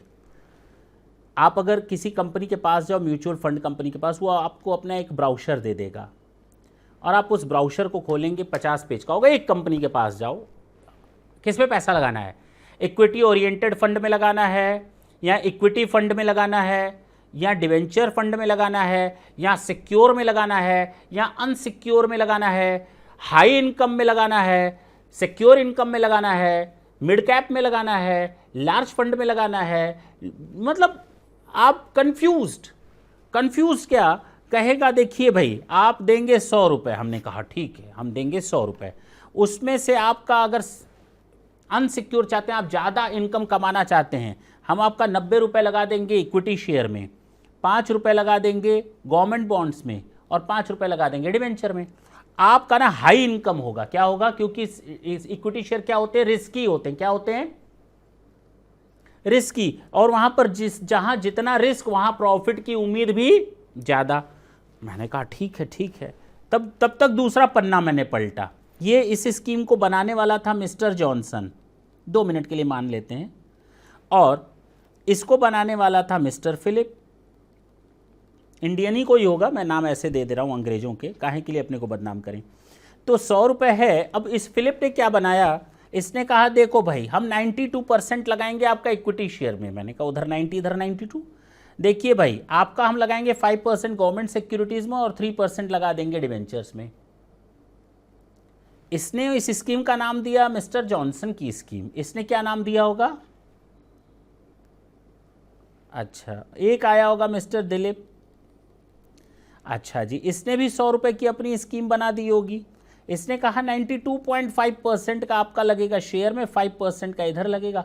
एक बात बताओ, इस तरह की हजारों स्कीम परमुटेशन कॉम्बिनेशन करने बैठेंगे ना, मेरी बात समझे, तो हालत खराब हो जाएगी। थोड़ा बहुत डेविएशन है एक नई स्कीम, थोड़ा बहुत डेविएशन एक नई स्कीम, थोड़ी बहुत डेविएशन एक नई स्कीम, थोड़े बहुत डेविएशन पर एक नया प्लान। इनकम ग्रोथ का अलग प्लान, 10 तरह की स्कीम्स हैं, उसी स्कीम के अंदर कई प्लान होते हैं। एक स्कीम आपने ली इक्विटी ओरिएंटेड फंड की, उस स्कीम इक्विटी ओरिएंटेड फंड में आपको 10 प्लान अलग अलग मिल जाएंगे। Income growth plan, secured plan, unsecured, मतलब पता नहीं कहा कितने प्लान मिल जाएंगे। तो वो आपको डिस्टर्ब करते हैं, कंफ्यूज करते हैं। और हजारों बन चुके थे ऐसे। कैसे बन चुके थे? हजारों स्कीम मार्केट में लॉन्च हो गई थी। अब हर कोई सर पकड़ करके बैठा है, लोग भी कंफ्यूज, गवर्नमेंट भी कंफ्यूज, कंपनी वाले खुद भी कंफ्यूज। अब इस कंफ्यूजन को दूर करने के लिए क्या बोला गवर्नमेंट ने कहा एक काम करो, सुन कंपनी, तू एक काम कर, पहले तो जितनी भी ये कंफ्यूजन वाली स्कीम है ना, जो थोड़ा बहुत फ्लक्चुएट करती है, उनको अब जोड़ो और एक स्कीम बनाओ। कंफ्यूज तुम ना रहो, वो भी ना रहे, हमें भी मत करो। किसने बोला? गवर्नमेंट ने बोला। तो अब कंपनियां क्या करने लगी? कॉन्सोलिडेट करने लगी स्कीम्स को। क्या करने लगी? जो थोड़ा बहुत कहीं ना कहीं फ्लक्चुएट हो रहा था ना, चलो भाई मिला करके एक ही बना देते हैं। डाउट खत्म हो गए ना? उसी तरह प्लान्स जो थे गवर्नमेंट ने कहा देखो भाई ये अलग अलग प्लान बना रहे हो, एक ही स्कीम में 50 प्लान चल रहे हैं, चलो उन प्लान को भी कंसोलिडेट करो, जितने कम हो सके किसी स्कीम में उतने प्लान लॉन्च करो, जितने भी फ्लक्चुएट हो रहे हैं थोड़ा बहुत मोर और लेस सिमिलर हैं उनको एक करके एक प्लान बना दो। तो प्लान्स को भी कंसोलिडेट किया गया, स्कीम्स को अलग से कंसोलिडेट किया गया, तो ओवरऑल कंफ्यूजन दूर की गई। यहां पर ये लिखा है देयर आर ओवर 40 एएमसी, 40 कंपनियां हैं इस तरह से, एएमसी एसेट मैनेजमेंट कंपनी, उनके पास 2000 स्कीम्स हैं और उनके पास उन 2000 स्कीम में अलग अलग प्लान्स हैं, किसी के पास डिविडेंड प्लान है, किसी के पास ग्रोथ प्लान है, किसी के पास इंटरेस्ट प्लान है, किसी के पास री इन्वेस्टमेंट प्लान है, कंफ्यूजन ही कंफ्यूजन है। तो गवर्नमेंट ने पहले कहा कि ठीक है, आप अपनी स्कीम्स को जो मोर और लेस सिमिलर हैं उनको कंबाइन करिए, आप अपने प्लान्स को जो मोर और लेस सेम है उनको कंबाइन करें। अब आप समझ में आई बात? तो अगर आप किसी म्यूचुअल फंड में इन्वेस्टर हैं, आज आप किसी ग्रोथ फंड में आपने पैसा लगा रखा था, ग्रोथ फंड ए के नाम से, किसी ने बी के नाम से रखा था, अब इन दोनों फंड को मिला करके एक नया प्लान बना दिया गया सी, तो अब आपका ए हट करके क्या हो जाएगा सी, बी हट करके क्या हो जाएगा सी, क्योंकि कंबाइंड कर दिया गया, कंफ्यूजन दूर कर दिया गया। तो अब क्या इसको ट्रांसफर मान लें, कैपिटल गेन लगा दें क्या? बस बस बस, अब बहुत आसानी से हो गया, काम खत्म मेरा। कहा गया units in consolidating scheme of mutual fund it's exempt, it is exempt. ये क्या है? ये सेक्शन 47 में दिया है, transfer by a unit holder made in consideration of allotment to him of a capital asset being units in the consolidated scheme. जो सी मिला है ना नया स्कीम का, वो माफ हो जाएगा, पुराना गया नया आ गया, माफ है। इसी तरह जब हम कंसोलिडेट करते हैं प्लान्स को, क्या करते हैं, एक ही स्कीम के अंतर्गत कई प्लान होते हैं, अभी देखा होगा interest plan, dividend plan, high growth plan आया ना, तो उन प्लान्स को जब कंसोलिडेट करते हुए एक प्लान नया दे दिया जाता है, पुराना प्लान हट गया नया आ गया है, तो वही चीज़, हमको तो कोई फर्क नहीं पड़ा, ट्रांसफर नहीं माना जाएगा। Any transfer by a unit holder of a capital asset being a unit held by him in consolidating plan of a mutual fund scheme made in consideration of with the new plan फलाना and डिमाका is not a capital gain. Is it clear? अरे कहानी समझ में आ गई पूरी?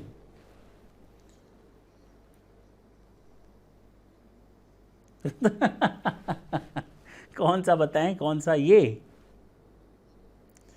इसमें मैंने बताया था, आपके पास ए है, कोई प्लान आपने ए लिया हुआ है, मैंने प्लान लिया हुआ है बी, हैं दोनों सिमिलर।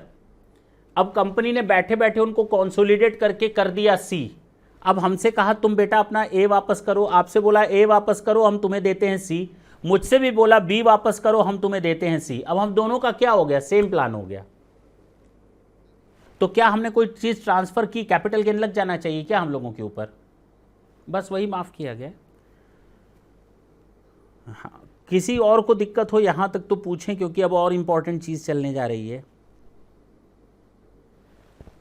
सोचो ये आज भी नहीं ख़त्म हो पाएगा, सोचो एक सेशन पूरा ले गया, आज का भी पूरा सेशन ले गया, अभी उम्मीद है आधा घंटा नेक्स्ट सेशन को भी ले जाए ये सेक्शन 47। लेकिन हाँ, जैसे ही एंड होगा उसके बाद तो दन दनाते हुए हम लोग का चैप्टर ख़त्म होगा, बहुत आसानी के साथ ख़त्म हो जाएगा। आगे चल सकते हैं?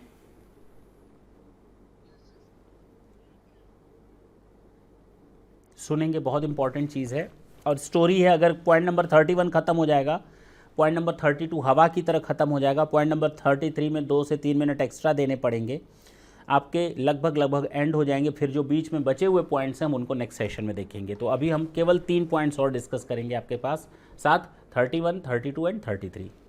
ये 3 चीज़ क्या हैं? 31 क्या कहता है, ढंग से सुने। एक प्रोप्राइटर है मिस्टर ए।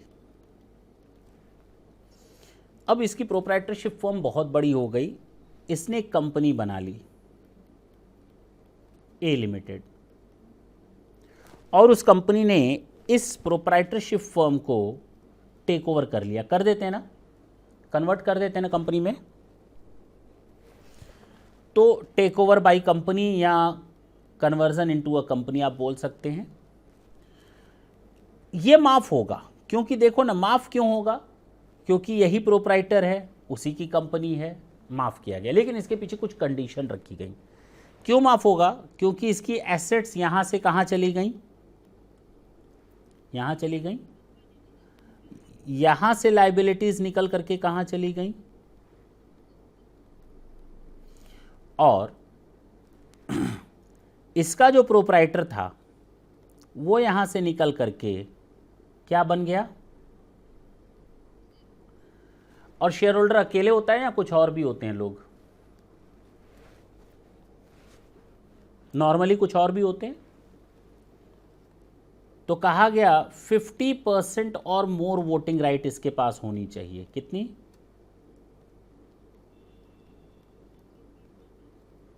वोटिंग पावर होनी चाहिए। और शायद, अब मैं स्किप कर रहा हूँ, 3 साल या 5 साल लॉक इन पीरियड, एक बार मैं देख लेता हूँ क्या है।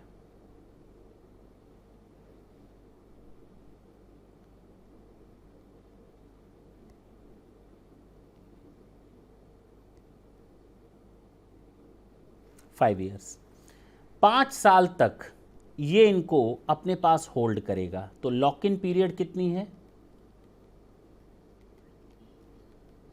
5 साल तक इन शेयर्स को वो नहीं बेच सकता। अगर ये कंडीशन फुलफिल होती है तो दंडन ट्रांसफ़र नहीं माना जाएगा। आपकी जितनी भी एसेट्स प्रोप्राइटरशिप फर्म से कंपनी को गई है जाने दो।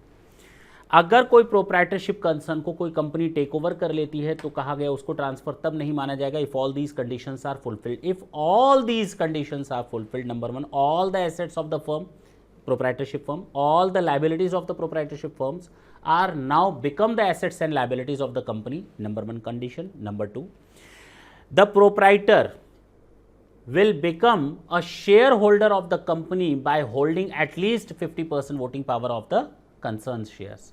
तो कंपनी के कम से कम 50% या उससे अधिक के शेयर्स ये अपने पास रखेगा। और लॉक इन पीरियड ऑफ दो शेयर्स विल बी 5 ईयर्स, कम से कम 5 साल तक इनको वो बेच नहीं पाएगा। कितने सालों तक? कितने? 5 ईयर्स। तो प्रोप्राइटरशिप कंसर्न अगर कंपनी टेक ओवर करती है तो कोई ट्रांसफ़र नहीं माना जाएगा अगर सारी की सारी एसेट्स एंड लायबिलिटीज़ चली जाएं कंपनी के पास। अगर वो सोल प्रोप्राइटर, उसके पास कम से कम 50% या उससे ज़्यादा की वोटिंग पावर आ जाए। वोटिंग पावर का मतलब इक्विटी शेयर, वोटिंग पावर का मतलब इक्विटी शेयर। और वो share holding shall remain as such for a period of 5 years from the date of the succession. 5 सालों तक उनको वो बेच नहीं सकता। Sole proprietor doesn't receive any consideration or benefit directly in any form other than by way of allotment of share. उसको जो भी पैसा मिला हो कंसिडरेशन, प्रोप्राइटरशिप को यहाँ से गया, शेयर होल्डर बन गया, सारी एसेट्स वहाँ दे दिया, लाइबिलिटीज वहाँ दे दिया, इसको मिला क्या? इसको मिला क्या? शेयर मिला। किसका? कंपनी का। कितना? 50% या उससे अधिक। क्या उसके अलावा इसको कुछ मिला? कहा गया नहीं। अगर इसको शेयर के अलावा कुछ मिलेगा तब तो हम ट्रांसफर मान लेंगे सारी की सारी एसेट्स का। अब बात समझ में आई? तो consideration must be only and only in the form of the shares, that's it. बोलो।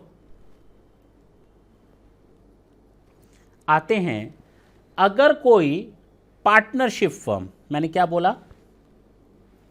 अगर कोई पार्टनरशिप फर्म जिसमें Mr A, Mr B, Mr C 50% का मालिक था, 30% का मालिक था, पार्टनर था, और ये 20% का मालिक था। इस पार्टनरशिप फर्म को टेक ओवर कर लेती है कोई company, take over by company. तो कहा गया कि ठीक है, हम इस ट्रांसफर को ट्रांसफर नहीं मानेंगे अगर ऑल एसेट्स इसकी कहाँ चली जाएं? कंपनी में। ऑल लाइबिलिटीज पार्टनरशिप फर्म की कहाँ चली जाए? कंपनी में। और कहा गया ऑल पार्टनर्स, ऑल पार्टनर्स, कोई बीच में से भागेगा नहीं। ऑल पार्टनर्स यहां क्या बन जाएंगे? अच्छा, कितने के? 50% और मोर वोटिंग पावर। कुछ चेंज है ना? थोड़ा बहुत स्लाइड चेंज है कि वहाँ पार्टनरशिप नहीं था, प्रोप्राइटर था, अकेले लेता पैसा, लेकिन अब यहाँ पर पार्टनर हैं तो कम से कम सारे मिल करके 50% और मोर वोटिंग पावर उस कंपनी का संभालेंगे, यानी कंट्रोलिंग पावर उन्हीं पार्टनर्स के हाथ में होगा। अच्छा, जो ये 50% दिया जाएगा ना, इस जो पैसा दिया जाएगा वो यहाँ से यहाँ इनके इसी रेशियो में निकलेगा। मेरी बात समझ में आई? जो 50% वोटिंग पावर दिया जाएगा ना, तो उस वोटिंग पावर का अगर मान लो 60% है, मान लो टोटल 60% इन लोगों ने उस कंपनी के वोटिंग पावर को लिया, तो 60% का 50% ये लेगा, 60% का 30% ये लेगा, 60% का 20% ये लेगा। बात समझ में आई? यानी उस कंपनी में अब जो 60% का वोटिंग पावर होगा उसमें 30% ए का होगा, बी का 18% होगा और सी का 12% होगा, 60% ऐसे संभालेंगे। अब बात समझ में आई ना? अच्छा, यानी उसी कैपिटल रेशियो में होना चाहिए। हाँ जी हाँ जी हाँ जी हाँ जी हाँ जी हाँ जी हाँ जी, ये ठीक है ना? अच्छा, कितने सालों तक ये अपने पास रखेंगे? इन the same in the ratio of capital, ये 50%। कितने सालों तक लॉक इन पीरियड होगा?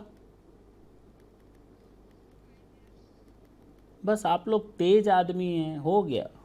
हाँ हाँ ठीक है ठीक है हो गया। देखें,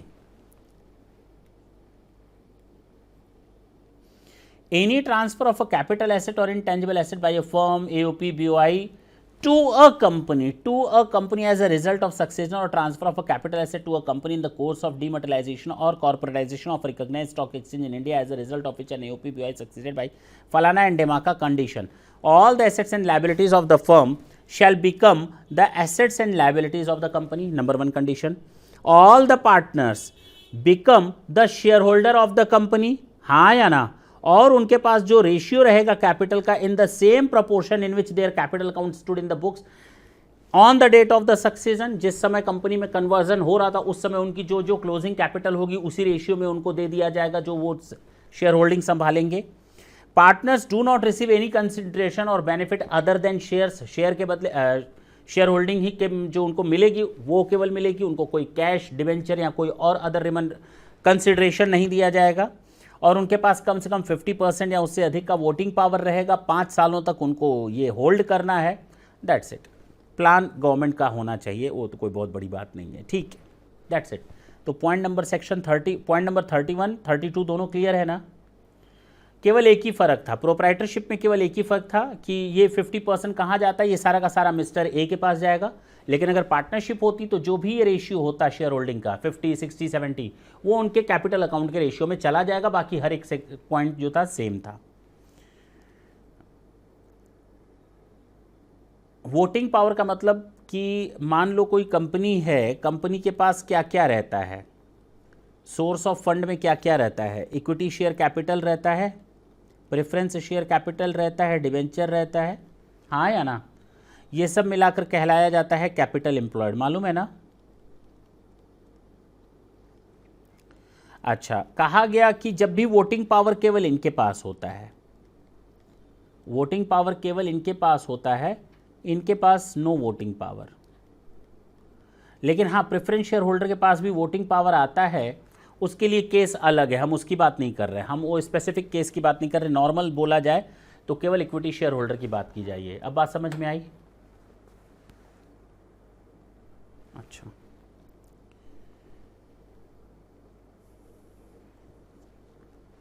नहीं तब नहीं होगा। ऐसे कैसे? आप सेलेक्टिव होकर के कैसे कन्वर्जन या टेक ओवर कर रहे हो? टेक ओवर का मतलब होता है किसी बिजनेस को पूरा टेक ओवर करना। अच्छा,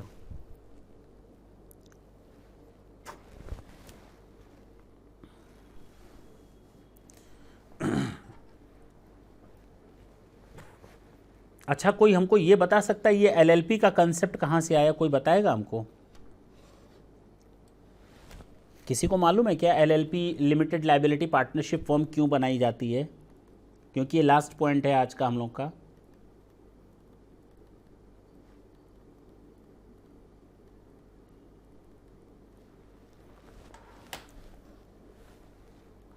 अनलिमिटेड लायबिलिटी होती थी, तो उसको लिमिटेड, बिल्कुल ठीक है, अब बहुत बढ़िया है। जो लिमिटेड लायबिलिटी पार्टनरशिप है, होती क्या थी, लोगों की आदत थी कभी वो पार्टनरशिप नहीं करना चाहते थे। मान लीजिए मेरे पास कोई क्लाइंट आया और कहता है I just want to do partnership with this one person, तो मैं पहले ही बोला अरे भाई भरोसा है उस पर? मैंने कहा भरोसा है? कहा हाँ बचपन से। मैंने कहा वो बात नहीं है, कल अगर उल्टा सीधा काम कर दिया ना तेरी जिम्मेदारी बनेगी।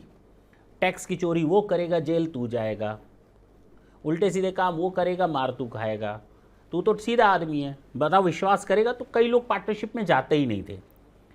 वो डायरेक्टली एक कंपनी ओपन कर लेते थे, और कंपनी ओपन करते थे उनको ये फ़ायदा रहता था, लिमिटेड लायबिलिटी रहती थी, यानी कि अगर कल कोई प्रॉब्लम आती है तो उसके कारण उनके घर वाले सिक्योर होते थे। जो भी एसेट एंड लायबिलिटीज कंपनी की रहती थी, केवल उन्हीं कंपनी की एसेट्स एंड लायबिलिटी को हम लोग रिकवर करते थे, यानी कि उस लायबिलिटी को मीट आउट करने के लिए उनकी पर्सनल एसेट्स एंड लायबिलिटीज पर नहीं जाते थे कंपनी के केस में। तो लोग क्या करते थे, पार्टनरशिप न खोल करके सीधे जाते थे, कंपनी को ओपन कर लेते थे। और कंपनी, एक हाथी को खरीदना तो आसान है लेकिन पालना बड़ा मुश्किल है, सुना है ना। तो कंपनी तो खोल लिया आराम से, लेकिन अब उसको पाले कौन।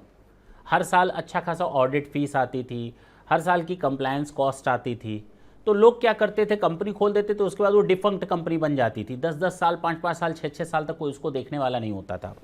और गवर्नमेंट को अपनी एडमिनिस्ट्रेटिव कॉस्ट बियर करनी पड़ती थी, उसको मैनेज करना, नोटिस भेजना, ध्यान देना। इतनी कंपनियां बन गई, जैसे बहुत बड़ा काम हो गया, लेकिन एक्टिव तो बहुत कम कंपनियां हैं। रीज़न पता चला कि ये मेन रीज़न है कि अनलिमिटेड लायबिलिटी होने के कारण लोग क्या कर रहे हैं, कंपनी में स्विच कर रहे हैं।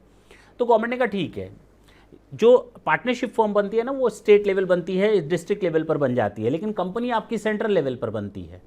तो कहा गया कि चलो भाई, अब हम एक काम करते हैं, एलएलपी का कंसेप्ट ले आते हैं, ताकि लोग कंपनियां कम से कम खोलें, ज़्यादा से ज़्यादा एलएलपी पर जाएं। तो अगर आज की डेट में आपके पास कोई आता है, कहता है कि हमें पार्टनरशिप करनी है, तो आप सजेशन देंगे भैया सीधे एलएलपी खोल लो। क्या कर लो, एलएलपी खोल लो। भरोसा अगर थोड़ा भी नीचे ऊपर है तो एलएलपी खोल लो, झंझट खत्म। You will get all the benefits what ever you were getting earlier in the case of the company. अच्छा, अब एलएलपी खोला तो गवर्नमेंट ने कहा भाई, मेरे पास जो ऑलरेडी इतना बड़ा बोझ पड़ा हुआ है प्राइवेट कंपनियों का,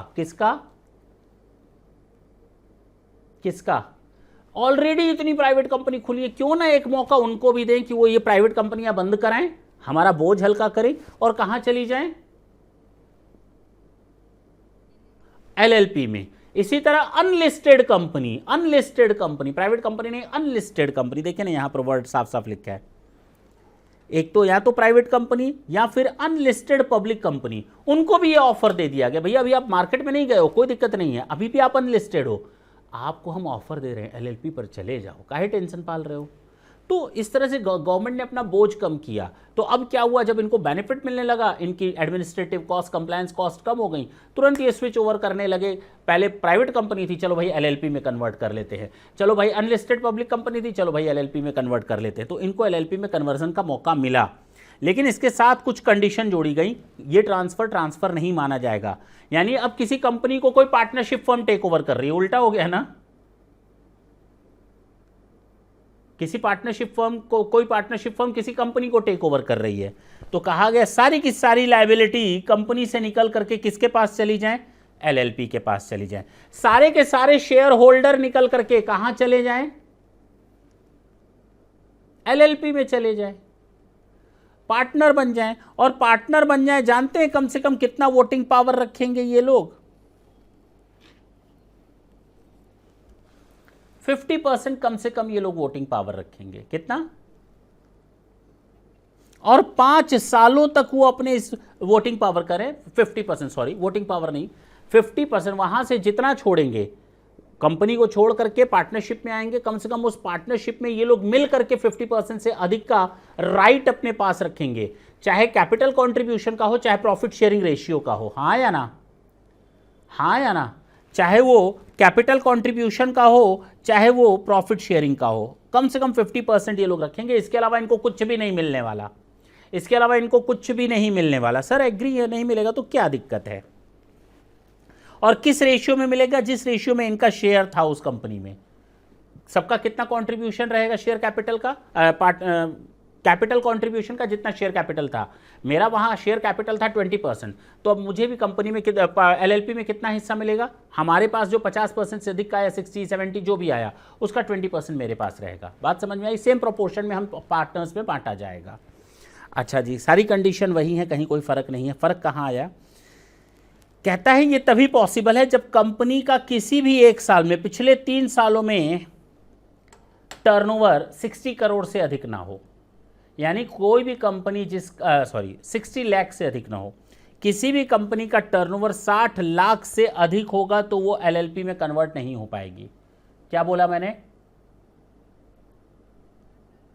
यानी तीनों साल में, इसके पिछले तीनों साल में इनका टर्नओवर 60 लाख से बिलो होना चाहिए, तभी ये एलएलपी में कन्वर्ट हो सकते हैं। और जो टोटल इनकी एसेट्स हैं, टोटल वैल्यू ऑफ एसेट जो बैलेंस शीट में दिख रही है, पिछले 3 साल में किसी भी साल में 5 करोड़ से अधिक ना हो। बात समझ में आई? तो ये चीज आपको याद रखना पड़ेगा। पहला पॉइंट मैंने बताया, कंपनी से सारी एसेट्स एंड लायबिलिटीज एलएलपी में, कंपनी से सारे शेयर होल्डर निकल करके एलएलपी में, और एलएलपी में ये कम से कम 50% या उससे अधिक का कैपिटल कंट्रीब्यूशन अपने हक में रखेंगे। वहाँ से जो कुछ भी इनको मिलेगा कैपिटल कंट्रीब्यूशन के नाम पर मिलेगा या प्रॉफिट शेयरिंग रेशियो के नाम पर मिलेगा। प्रॉफिट शेयरिंग रेशियो वही रहेगा जहाँ जितना उनका आपस में शेयर्स में कंट्रीब्यूशन था कंपनी में। ये आपको याद रखना है। 5 साल तक लॉक इन पीरियड रहेगा। और साथ ही साथ बोला गया है कि जो अगर ग्रॉस रिसीट या टर्नओवर 60 लाख से अधिक होगा तो बेनिफिट नहीं मिलेगा। पिछले 3 साल में किसी भी एक साल में, पिछले 3 साल में किसी भी एक साल में 5 करोड़ से अधिक की पेड अप शेयर कैपिटल की वैल्यू नहीं होनी चाहिए। Sorry, total value of assets नहीं होनी चाहिए, टोटल वैल्यू ऑफ एसेट्स नहीं होनी चाहिए। दैट्स इट, इतना याद रखना है आपको। हाँ, एक और बीच में कंडीशन दी है, चाहे तो मैं बता दूँ कि जो भी पैसा आएगा कंपनी के पास क्या होता है सर, रिजर्व एंड सरप्लस होता है। वो रिजर्व एंड सरप्लस भी किसके पास आएगा? एलएलपी के पास आएगा। वो पैसा 3 साल तक कोई नहीं निकाल पाएगा, कोई पार्टनर नहीं निकाल पाएगा। उसकी भी लॉक इन पीरियड बताई गई है 3 साल। भाई कंपनी के पास क्या होता है? Reserve and surplus. वो रिजर्व एंड सरप्लस निकल कर किसके पास आया? एलएलपी में आया, तो वो भी 3 साल तक नहीं निकाल सकते पैसा, तभी ये आपको बेनिफिट मिलेगा, अदरवाइज नहीं मिलेगा। किसी को कोई दिक्कत हो तो बताएं। मैं एक एग्जाम्पल दे देता हूँ। ये एलएलपी है और ये प्राइवेट कंपनी है। इसमें 3 शेयर होल्डर थे, ए बी सी डी। चलो, इसके पास था 30%, इसके पास था 40%, इसके पास था 10, 20। हाँ या ना? ये इनके पास शेयर होल्डिंग थी। अब कंपनी के पास ये शेयर कैपिटल तो थी ही थी, मान लेते हैं कितना कितना, 3 लाख ये रहा होगा, 4 लाख ये रहा होगा, 1 लाख ये रहा होगा मान लेते हैं, और 2 लाख ये रहा होगा। टोटल 10 लाख की शेयर कैपिटल थी। और रिजर्व एंड सरप्लस भी थे, मान लेते हैं 3 लाख रुपए। अब ये कंपनी सारी एसेट्स एंड लायबिलिटीज़ कहाँ चली आई? एलएलपी में चली आई। अब ये मान लेते हैं इधर शेयरिंग इनके पास आया, जो कैपिटल आई, कैपिटल कंट्रीब्यूशन और रिजर्व्स। तो रिजर्व्स कितने आ गए इनके पास? 3 लाख। तो यहाँ पर 3 लाख एज सच रखेंगे। 3 साल तक ये लॉक हो गया। कितने साल तक? 3 साल बाद ये आपस में बांट सकते हैं। 3 साल के बाद ये आपस में बांट करके इसको निकाल सकते हैं, विड्रॉ कर सकते हैं। ठीक है ना? अच्छा, ये reserve and surplus as such maintain रहेगा, इसको 3 साल तक कोई टच नहीं करेगा। अब बात आती है कैपिटल कंट्रीब्यूशन की। मान लीजिए टोटल कैपिटल कंट्रीब्यूशन बना इस फर्म का कितना था? 10 था ना, मान लेते हैं 8 लाख बना। कितना? 12 लाख बना लेते हैं, क्या दिक्कत है? इसमें जो पार्टनर हो गए ए बी सी डी और ई, एक और आ गया, हो सकता है इसका 4 लाख हो गया, ये इनका 8 लाख हो गया। यही तो हुआ। क्या 50% से अधिक का है कैपिटल कंट्रीब्यूशन इन चारों का? हाँ सर, ठीक है, रहेगा। 50% से अधिक का कैपिटल कंट्रीब्यूशन इनका रहेगा। और इनका जो हिस्सा रहेगा यहाँ इसका हिस्सा होगा 30%, और इन सब का हिस्सा मिलाकर कितना परसेंट हो जाएगा? कितना हो? 70। 50% से अधिक है ना।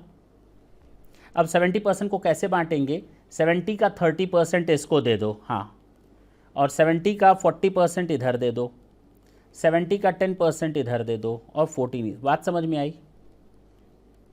बस यही तो बताना था। अब क्या दिक्कत है? हो जाएगा, बांट लेना, काम खत्म। ठीक है, ये आपकी पूरा। हाँ बोलिए बाबू। हाँ,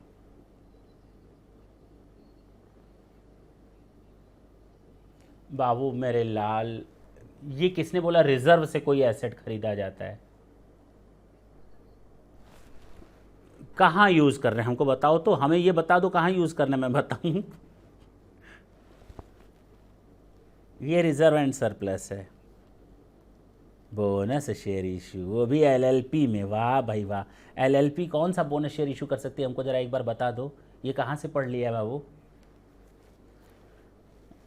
हाँ, तो रिजर्व एंड सरप्लस ये एज सच रहेगा, ये लॉक इन पीरियड ABCD के नाम से रहेगा। After the end of the third year only ABCD are the person who will distribute this reserve and surplus in their capital account, yes और no. इसको वो निकाल नहीं सकते। ई का इसमें कोई राइट नहीं है क्योंकि ई तो बाद में शामिल किया गया था। अच्छा, अब बच्चे ने कहा सर इसका यूज़ कहाँ करना है। अरे भाई, एसेट अगर बाई करते हैं तो आप कहाँ से बाई करते हैं, और एसेट बिकती है तो कहाँ से। तो इसका तो वैसे भी यूज़ नहीं होना है, क्या मतलब है इसका, ठीक है। हाँ।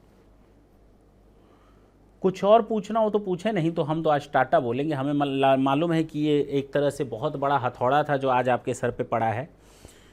एसपीवी मैं नेक्स्ट सेशन में बताऊंगा। Point number 30, again a very important thing, SPV क्या होता है, डेरिवेटिव्स क्या होते हैं। एक दो पॉइंट और आएंगे आपके, बस यही 2-3 पॉइंट आएंगे, 3 या 4 पॉइंट आएंगे। एक और हमें 2 पॉइंट मैंने छोड़ रखे थे, point number 6 and point number 11 या 10 छोड़ रखे थे 2। एक और पॉइंट बीच में छोड़, हाँ 6 एंड 10 छोड़ रखा था, एक और पॉइंट छोड़ रखा था मैंने इंपॉर्टेंट। ये जो मैंने कहा था अमेंडमेंट आया है, इसमें एक और अमेंडमेंट है जो मुझे इंक्लूड करना है, बस बाकी सब हो गया। नेक्स्ट सेशन अच्छा IFSC वाला, ठीक है, ये मुझे बताना है। जब ये मैं बताऊंगा तो डेरिवेटिव्स भी बता दूंगा मैं। ये एक तरह से ये बता चुका हूँ, लेकिन फिर से इस पर एक नया पॉइंट है, पॉइंट नंबर 23, क्या उसके बारे में बाकियों से ये कैसे डिफरेंट है वो मुझे पहले डिफ्रेंशिएट करना पड़ेगा, इसीलिए मैंने छोड़ दिया है, ताकि पहले आप GDR ADR FCC भी आप समझ चुके हैं, उनका कन्वर्जन समझ चुके हैं, RDB समझ चुके हैं, गोल्ड सोवन गोल्ड डिपॉजिट बॉन्ड समझ चुके हैं, तो अब कोई दिक्कत नहीं आने वाली। यहाँ पर IFSC को समझेंगे नेक्स्ट सेशन में। कोई दिक्कत है क्या? तो नेक्स्ट सेशन में फिर मिलेंगे, मज़ा आएगा। लगभग आधा घंटा लगेगा, ये टॉपिक आपका ख़त्म हो जाएगा। उस मेरे लाल हम चाहते हैं कुछ ख़त्म हो जाए। देखिए मैं एक काम कर रहा हूँ, मैंने बोला भी था विरल से कि बच्चों के साथ शेयर कर दें। पहले तो ये अल्टरनेट डे मैं चलाना चाह रहा हूँ, क्योंकि मेरा कंस्ट्रक्शन साइट पर काम होता है, मुझे शाम को बड़ी तेज़ी से भाग कर आना पड़ता है यहाँ पे। तो मैं थोड़ा चाहता हूँ अल्टरनेट डे चले, थोड़ा आधा घंटा ज़्यादा चला लेंगे, चिंता मत करिएगा। 1 हफ्ता 10 दिन जब तक वहाँ काम हो रहा है, लास्ट स्टेज में है इसलिए मुझे वहाँ रहना पड़ रहा है, अदरवाइज़ वहाँ पर हैं लोग देखने के लिए। क्योंकि लास्ट स्टेज पर 10-15 दिन का टाइम है, तो मुझे उसका फिनिशिंग देखना पड़ता है, ठीक है ना बाबू। अदरवाइज़ हम इसको थोड़ा वो करेंगे, 2 घंटे की बजाय 2.5 घंटा कर लेंगे। एक सेशन की जगह एक ही दिन में आधे घंटे का गैप करके 2 सेशन भी ले सकते हैं, हमें उसमें भी दिक्कत नहीं है। Done, thank you.